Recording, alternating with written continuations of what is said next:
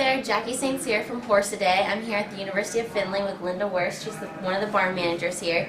She does an awesome, fantastic job keeping all the horses in good shape and everything. So tell us a little bit about what you do here.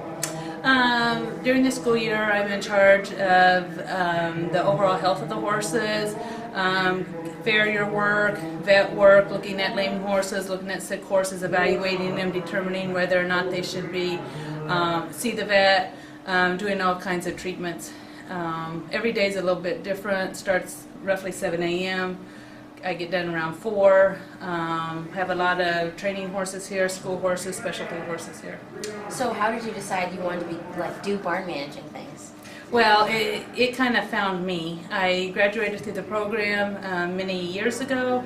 I needed a job. The University of Findlay was hiring over at the English farm, and I was looking for a job, and so I went and interviewed, or actually they were getting ready to start like in a few days, and they knew me, and I just jumped right in there, and it just kind of escalated into this job that I've been here many years. Nice. So do you live right in the area? Like, is it a far commute to work? No, it's like less than 10 minutes. So you just jog here every day? Sure. You can tell, right? You can tell. So what are some tips you have for maybe stable owners, horse owners, how to keep their horses healthy all the time? You know, like notice little changes maybe that some laymen, not laymen, but some general people might not notice. Okay.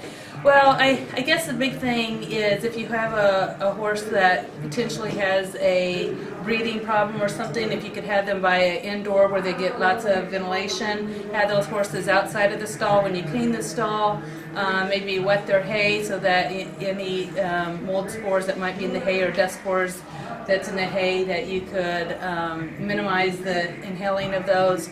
Another big thing that we do every month is we body score, especially in the winter time, just touching those horses, feeling through their hair coat, seeing if they're losing weight, kind of makes you accountable if you can do something like that once a month. Obviously, to keep a horse healthy, feeding a high quality forage is the most important part, and plenty of it, and if you need to supplement that horse with grain, then you would want to do it at that point. But feeding as much hay as they will basically eat. If those horses are too fat, you can maybe mix a little more grass in it to dilute that, if you're feeding alfalfa, something like that. Okay, that's very interesting. And I know you also have a scale here for all the horses that they all have to go on, once a month, which is very helpful. We don't all have a full-size horse scale. Right, and the kids do weigh them once a month, but sometimes that scale is not working, so that's where that body score is very important, where it is a hands-on thing, where you're feeling of their sides or the rib cage and feeling the fat cover. Here, a lot of time we focus more on fat cover versus muscling. Muscling is going to take a lot longer to develop over time.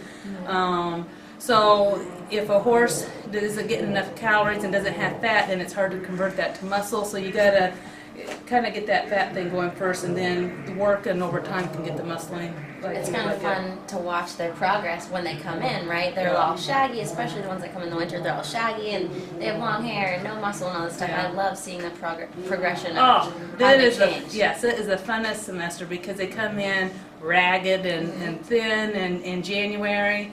And over time, it really looks like you are a miracle worker when it comes down to it, because those horses shed out, they've gained a lot of weight, they're fit, they're clipped. They just look like $1 million come the end of April, so it's all good. It's always the funnest part, seeing those crazy ones come in, and then next thing you know, they're jogging around on a loose rein, and they're fat and happy and loving life. I love that part. Well, definitely, and I think with this yearling, this pleasure futurity that we have going on the last couple of years, we pick up those yearlings in the fall, and it is a neat progression to watch those horses, that in 90 days they're going around there, they look like show horses, and they're just a really nice batch of colts that we've had come through here, and the kids have been doing a fantastic job with them.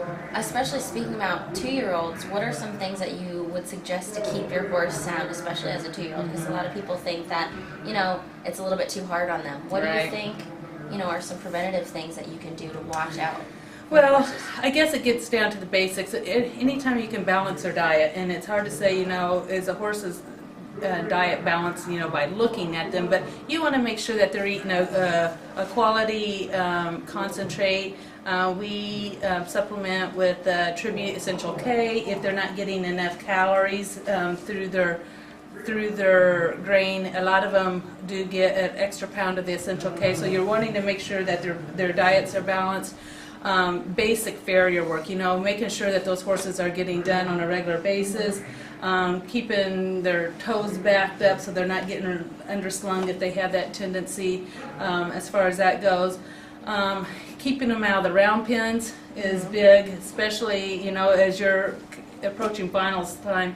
The tendency is to maybe overwork those horses, and if you could turn them out a little bit more, pony them, get them moving around like that, that would be important. But and then anytime you do cold therapy on limbs that might look like they need it, or poultice, any of those extras are things that you can do to help with. You can also do that to yourself when you've Yes. had a long semester. Yes. I know, I've done that before too. Yeah. That's always Definitely. fun. So, last and final question, what's your favorite candy bar so I can bring you some next time? Oh, that's wicked. A Reese. A Reese's Cups. Yes. Okay, if you stop into the University of Findlay and see Linda, bring her some Reese's Cups. I really don't need them. Just come and see us. Thank you, Linda. It was Thanks, awesome. Jackie. Thanks. Hey there, we are the three fillies of Horse-A-Day. Chris, Tina, and Jackie. We would love for you to check out some more of our videos and interviews at horseadayblog.com.